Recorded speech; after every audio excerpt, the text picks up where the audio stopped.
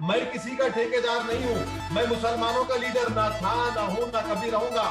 میں کسی کا ٹھیکیدار نہیں ہوں. میں مسلمانوں کا لیڈر نہ تھا، نہ ہوں، نہ کبھی رہوں گا. میں کسی کا ٹھیکیدار نہیں ہوں. میں مسلمانوں کا لیڈر نہ تھا، نہ ہوں، نہ کبھی رہوں گا. سب سے پہلے میں حیدرآباد ایم پی اسد الدین اویسی صاحب کا شکریہ ادا کرنا چاہوں گا، جنہوں نے میرے ٹویٹ کا جواب اس بار آج تک نیوز چینل کے ذریعے سے دیا ہے. تھینک یو اسد صاحب. ورلڈ لیڈر، سارے ہندوستانی مسلمانوں کے قائد، حیدرآبادی غیور مسلمانوں کے قائد اعظم، عظیم الشان شہنشاہ، محافظ امت، رہبر شریعت، مسیحا و نقیب ملت حیدرآباد ایم پی اسد الدین اویسی صاحب نے اس بار کہہ دیا ہے کہ وہ مسلمانوں کے لیڈر نہیں ہے. AIMIM پارٹی اور اسد صاحب سیکولر ہیں. اس پر میرے چند سوالات ہیں. اس کے جواب بھی کسی ذریعے سے اگر مل جائیں تو مسلمانوں میں جو کنفیوژن ہے انشاءاللہ تعالی وہ کلیئر ہو جائے گا. پوائنٹ نمبر 1، آپ نے کہا ہے کہ آپ مسلمانوں کے لیڈر نہ تھے، نہ ہیں اور نہ کبھی مسلمانوں کے لیڈر رہیں گے. سوال نمبر 1، تو آپ کا یہ اسٹیٹمنٹ وقتیہ طور پر صرف سیاسی ہے یا حقیقت میں AIMIM پارٹی کے پالیسیز میں آپ کی اس بات کی کوئی اہمیت ہے؟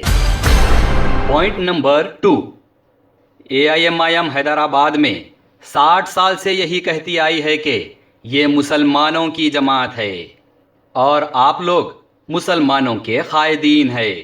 ابھی بھی میم کہا جاتا ہے. سوال نمبر 2، سیکولرزم میں یہ میم کیا ہے؟ کیا AIMIM پارٹی کی پالیسی نیشنل لیول پالیٹکس کے لیے چینج ہو کر نان سیکولر سے سیکولر ہو گئی، یا حیدرآباد میں جماعت مسلمانوں کی ہی ہے اور صرف حیدرآباد کے باہر کیا یہ جماعت سیکولر ہو گئی؟ پوائنٹ نمبر 3، حیدرآباد میں جب بھی سیاسی جلسے ہوتے ہیں تو نعرہ تکبیر اللہ اکبر کے نعرے لگائے جاتے ہیں. How come it can be count as secular? Hyderabad میں سیاسی جلسوں سے نعرہ تکبیر اللہ اکبر کے نعرے لگوائے جاتے ہیں. حیدرآباد کے ذرا باہر جاتے ہی جے میم جے بھیم کے نعرے لگوائے جاتے ہیں اور ذرا نیشنل لیول پر آگے جاتے ہی ٹوٹلی سیکولر ہو جاتی ہے جماعت.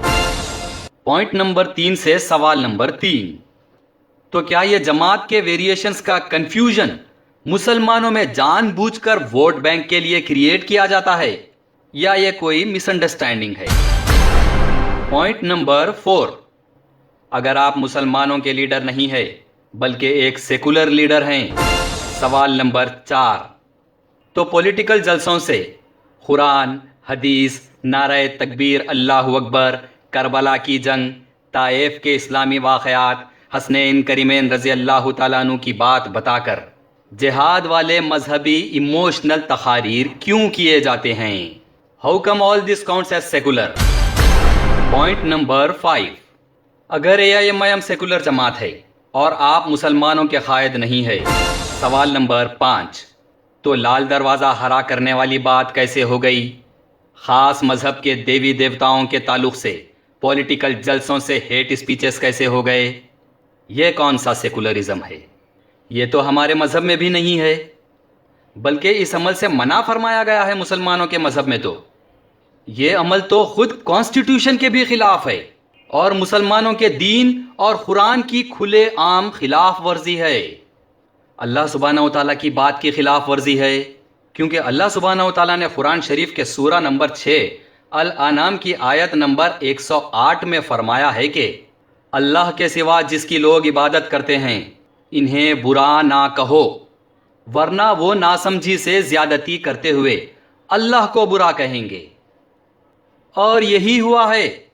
UP سے سادھویوں کو بلا کر حیدرآباد میں علل اعلان پکار کر باجے بجا کر کہا گیا کہ نکلو رے باہر، کہاں بلوں میں چھپ کر بیٹھے ہو، ہم تمہارے اللہ کو رامائن پڑھانے آئے ہیں. نعوذ باللہ من ذالک. خون کے گھونٹ پی کر خاموش بیٹھنا پڑا ہمیں، کیونکہ یہ لوگ مسلمانوں کے قائد کے سوال پر جواب دینے آئے تھے. اللہ کے کلام کی خلاف ورزی ہوئی، اللہ نے جو فرمایا وہ ثابت بھی ہوا ہے. یہ عمل تو خود مسلمانوں کی کوئی خاص جماعت یا کوئی اللہ رسول اور دین کو ماننے والا بھی نہیں کر سکتا، تو پھر سیکولر جماعت کے لیڈر نے پولیٹیکل جلسوں سے کیسے کہہ دیا یہ سب؟ Where is secularism? آپ کا جواب یہی ہوگا کہ معاملہ کورٹ میں چل رہا ہے، ہمیں اس کورٹ کے فیصلے سے کوئی لینا دینا نہیں ہے۔ لیکن مسلمان عوام کی عدالت میں یہ سوال تو ہمیشہ کھٹکتا رہے گا جب تک کہ مسلمانوں کو اس کا جواب نہیں مل جائے گا۔ پوائنٹ نمبر 6، اگر AIMIM مسلمانوں کی جماعت نہیں ہے اور آپ مسلمانوں کے قائد نہیں ہے، سوال نمبر 6، تو پھر آپ کے یعنی جماعت کے کالجز، اسکولز اور ہاسپٹلز کو مسلمانوں کا ہے کیوں کہا جاتا ہے؟ پوائنٹ نمبر 7، اگر AIMIM مسلمانوں کی جماعت نہیں ہے اور نہ آپ مسلمانوں کے قائد ہیں، سوال نمبر 7، تو پھر جماعت کے پاس رکھے ہوئے 10,000 کروڑ کے اثاثے مسلمانوں کے ہی کیسے؟ یا پھر نیشنل لیول پر سیٹس جیتنے کے بعد سیکولرزم کی بیسس پر کیا یہ 10,000 کروڑ کے اثاثوں میں سے ہر مذہب والوں کو بھی حصہ دیا جائے گا؟ کیا اب جلسوں سے یہی کہا جائے گا کہ AIMIM کے پاس 10,000 کروڑ کے ہندو، مسلم، سکھ، عیسائی سب مذہب والوں کے اثاثے ہیں؟ پوائنٹ نمبر 8، اگر آپ مسلمانوں کے لیڈر نہ تھے، نہ ہیں اور نہ رہیں گے، سوال نمبر 8، تو پھر آپ کے ایڈورٹائزرز، پیڈ ورکرز اور IT سیل ورکرز مسلمانوں کو یہ کہہ کر گمراہ کیوں کرتے ہیں کہ AIMIM ہے، اسی لیے حیدرآباد میں مسلمان حفاظت سے ہیں، ورنہ گجرات کی طرح مار دیے اور کاٹ دیے جاتے؟ کیوں گمراہ کیا جاتا ہے مسلمانوں کو یہ کہہ کر کہ آپ مسلمانوں کے قائد ہیں، آپ رہبر شریعت ہیں، آپ مسلمانوں کے محافظ ہیں، آپ مسیحائے امت ہیں، آپ 500 MPs میں سے اکیلے ایک ہی مسلمان نمک کے کنکر ہیں؟ کئی آپ کے پیڈ ورکرز تو یہاں تک کہتے ہیں کہ آپ ساری دنیا کے مسلمانوں کے ورلڈ لیڈر ہیں۔ So how come all this false propaganda through your back-end team when you are a secular leader؟ ایک طرف بتایا جاتا ہے کہ AIMIM مسلمانوں کی جماعت ہے اور آپ مسلمانوں کے قائد اعظم ہیں، دوسری طرف آپ نیشنل لیول پر AIMIM اور اپنے آپ کو سیکولر بتا رہے ہیں۔ یہ بہت بڑا کنفیوژن ہے اسد صاحب، اسے اس طرح سے کیوں کریٹ کر کے رکھا گیا ہے؟ خاص کر مسلمان اس کنفیوژن میں گمراہ ہوتے ہوئے نقصان جھیل رہے ہیں۔